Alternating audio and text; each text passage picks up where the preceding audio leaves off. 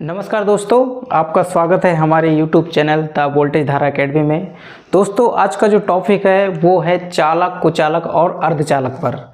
दोस्तों, आपने पढ़ा होगा कि पदार्थ में कुछ पदार्थ चालक होते हैं, कुछ कुचालक होते हैं और कुछ अर्धचालक होते हैं। तो हम कैसे डिसाइड करेंगे या कैसे हमें पता चलता है कि कौन सा पदार्थ चालक है, कौन सा कुचालक है और कौन सा अर्धचालक है? तो आइए देखते हैं। चालक यानी कंडक्टर, कुचालक यानी इंसुलेटर, अर्धचालक यानी सेमीकंडक्टर। ठीक है। तो चालक वे पदार्थ जिसमें करंट का फ्लो आसानी से हो जाता है उसे हम क्या कहते हैं? चालक कहते हैं। जैसे चांदी यानी सिल्वर, तांबा कॉपर और एल्यूमिनियम। ठीक है। दूसरा कुचालक यानी इंसुलेटर। इंसुलेटर वे पदार्थ जिसमें करंट का फ्लो बिल्कुल भी नहीं होता है उसे हम क्या कहते हैं? कुचालक कहते हैं। जैसे लकड़ी, प्लास्टिक। ठीक है। तीसरा करंट यानी सेमीकंडक्टर। ठीक है। वे पदार्थ जिसमें कुछ कंडीशन पर करंट फ्लो हो जाता है, जैसे टेम्परेचर बढ़ने पर। ठीक है। उसे हम क्या कहते हैं? अर्धचालक। जैसे सिलिकॉन, जर्मेनियम, कार्बन, बोरोन इत्यादि। ठीक है। तो ये चालक, कुचालक और अर्धचालक। ठीक है। अब हम किसी पदार्थ को कैसे डिसाइड करेंगे कि ये चालक है या कुचालक है या अर्धचालक है? तो समझते हैं फिर से हम एटॉमिक थ्योरी को, यानी परमाणु की थ्योरी को हम फिर से समझते हैं। तो देखिए, जैसा कि आप जानते हैं कि पदार्थ का सबसे छोटा कण यानी छोटे से छोटा कण जिसे हम क्या कहते हैं? परमाणु कहते हैं। ठीक है। तो आपने देखा होगा कि परमाणु के नाभिक में प्रोटॉन और न्यूट्रॉन होता है। ठीक है। और उसकी चारों तरफ कक्षाओं में क्या घूमते रहते हैं? इलेक्ट्रॉन घूमते रहते हैं। तो दोस्तों, ये चारों तरफ जो इलेक्ट्रॉन घूमते रहते हैं, जैसे ये इलेक्ट्रॉन हो गया, इलेक्ट्रॉन इलेक्ट्रॉन इलेक्ट्रॉन। ठीक है। तो ये अपनी अपनी एनर्जी लेवल पे और अपने अपने एनर्जी पे दो तरह से गति करते हुए घूमते रहते हैं। एक तो अपनी धुरी पे घूमते हैं, चक्रण गति, और कक्षीय गति यानी कक्षा में भी चक्कर लगाते हैं। ठीक है। तो इन्हीं कक्षाओं को हम एनर्जी लेवल भी कहते हैं। अब जो कक्षा नाभिक के ज़्यादा पास होगी उसका एनर्जी लेवल बहुत ही कम होगा, यानी लो एनर्जी लेवल। ठीक है। जो ऑर्बिट यानी नाभिक से दूर होगी, जितनी ज़्यादा दूर होगी वो उतनी हाई लेवल एनर्जी की कक्षा होगी। ठीक है। उसे हाई एनर्जी लेवल कहते हैं। ठीक है।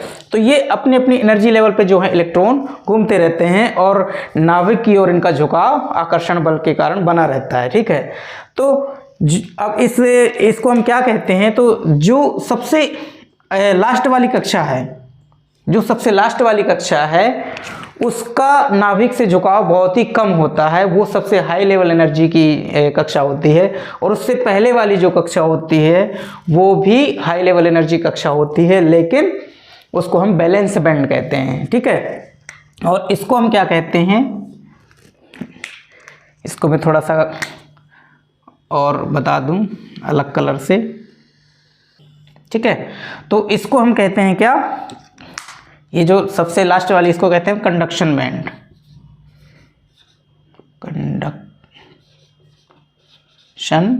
बैंड।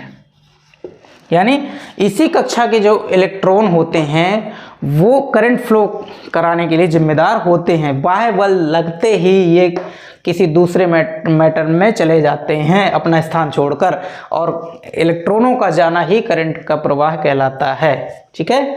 अब इससे जो पहले वाली कक्षा है इसको कहते हैं हम वैलेंस बैंड। इसको क्यों? क्योंकि ये हाई लेवल एनर्जी की कक्षा है और इसके जब कोई बाह्य बल लगता है तो इस वाली कक्षा के इलेक्ट्रॉन जब चले जाते हैं तो इस वाली कक्षा के इलेक्ट्रॉन इसमें आ जाते हैं। ठीक है। इस तरीके से इलेक्ट्रॉन यहाँ से हाई एनर्जी लेवल की कक्षा में जाते रहते हैं और करंट फ्लो होता रहता है। ठीक है। अब इन दोनों कक्षाओं के जो बीच का जो गैप है, इसको हम क्या कहते हैं, इसको हम कहते हैं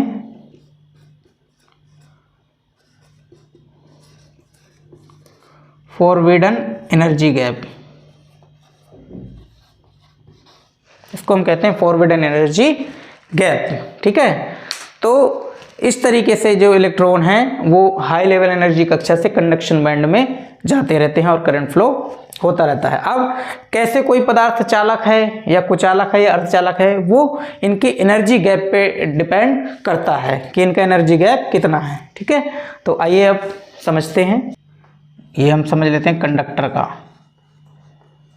यानी चालक। ठीक है, ये हो गया कंडक्शन बैंड,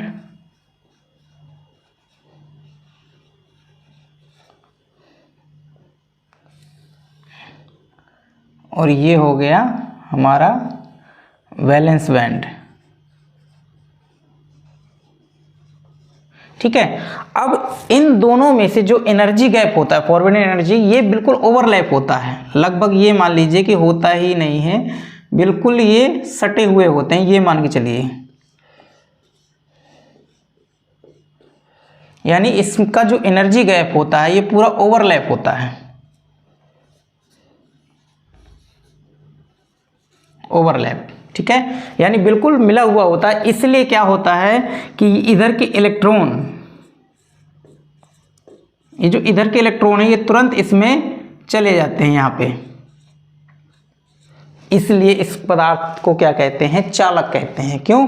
क्योंकि इनका जो एनर्जी गैप है वो बिल्कुल ना के बराबर है, यानी पूरा ओवरलैप है। ठीक है, अब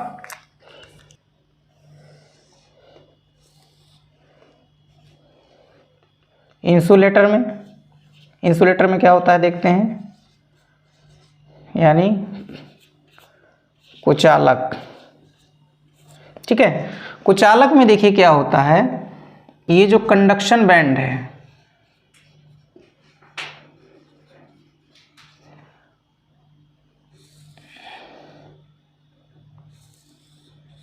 और ये वैलेंस बैंड,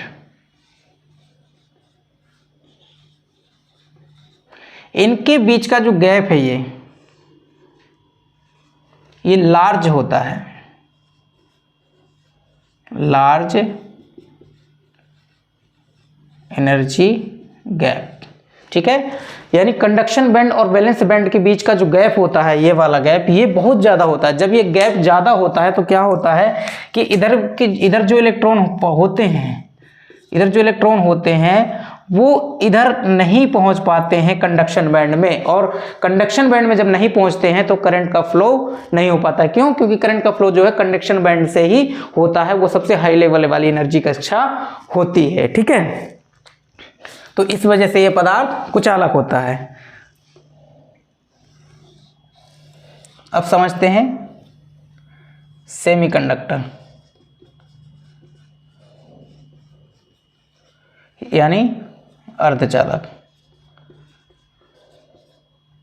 ठीक है, अब अर्धचालक में क्या होता है,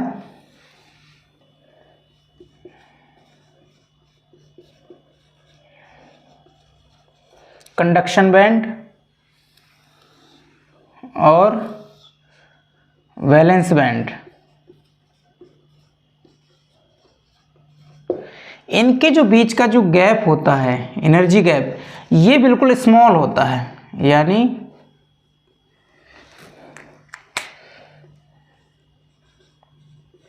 स्मॉल एनर्जी गैप। देखिए इनके बीच का जो गैप होता है वो बिल्कुल स्मॉल होता है। तो क्या होता है कि जैसे ही यहाँ पे जो इलेक्ट्रॉन दिए हुए हैं, ये इलेक्ट्रॉन जैसे ही टेम्परेचर बढ़ता है तो ये जो गैप है ये और कम हो जाता है, और यहाँ के इलेक्ट्रॉन जो है कंडक्शन बैंड में कुछ मात्रा में चले जाते हैं, जिसकी वजह से करंट फ्लो सेमीकंडक्टर में हो जाता है। ठीक है, तो इस तरीके से इनके एनर्जी गैप के अनुसार पता लगाते हैं कि कौन सा पदार्थ इंसुलेटर है और कौन सा चालक है और कौन सा सेमीकंडक्टर है। ठीक है, इस टाइप से इनके एनर्जी गैप से पता चलता है। ठीक है, एक चीज़ और है यहाँ पे थोड़ा सा कि हम और देख लेते हैं कि और कैसे पता लगाया जा सकता है कि कौन सा पदार्थ चालक है कौन सा। एक आपने देखा होगा इलेक्ट्रॉनिक विन्यास में कि जो हमारी एस वाली जो वो होती है कक्षा, उसमें 2 इलेक्ट्रॉन जाते हैं, और पी वाली में 6, और डी वाली में 10, और एफ वाली में 14। ये हमने पिछले वीडियो में समझा था, ठीक है। तो इनमें से जब हम किसी पदार्थ का जो एटॉमिक नंबर होता है यानी परमाणु क्रमांक होता है, उससे भी हम पता लगाते हैं कि वो पदार्थ चालक होगा या कुचालक होगा या अर्धचालक होगा। उससे कैसे पता लगाते हैं कि जितने ज़्यादा अनपेयर इलेक्ट्रॉन होते हैं, या यूं कह दो कि किसी पदार्थ की अंतिम कक्षा में 1 या 2 इलेक्ट्रॉन अगर बचेंगे तो वो पदार्थ सबसे ज़्यादा चालक कहलाता है, ठीक है। फिर से समझिए कि जिस पदार्थ की अंतिम कक्षा में 1 या 2 इलेक्ट्रॉन होंगे वो पदार्थ सबसे ज़्यादा चालक होता है, और जिस पदार्थ की अंतिम कक्षा में 4 इलेक्ट्रॉन होते हैं तो वो सेमीकंडक्टर होता है यानी अर्धचालक होता है। और जिस पदार्थ की अंतिम कक्षा में 2 से अधिक इलेक्ट्रॉन होते हैं वो क्या कहलाता है, 2 से अधिक या 4 से अधिक, वो क्या कहलाता है, कुचालक कहलाता है, ठीक है। क्योंकि कैसे, देखिए जैसे कॉपर Cu, इसका परमाणु क्रमांक होता है 29, ठीक है।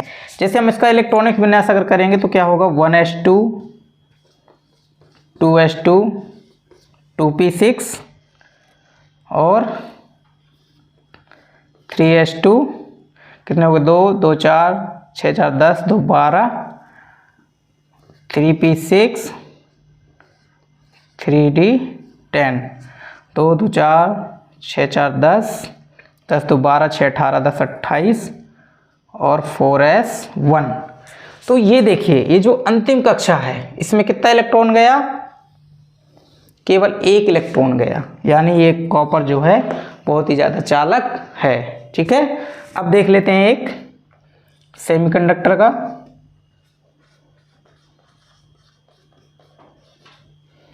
ठीक है, यानी ले लेते हैं हम सिलिकॉन,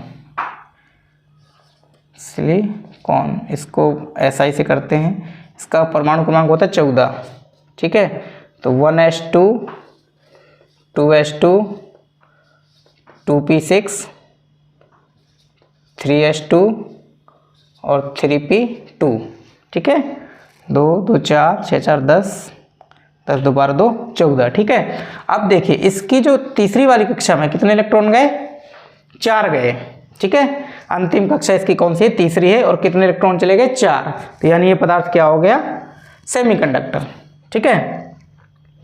इसी तरीके से इंसुलेटर,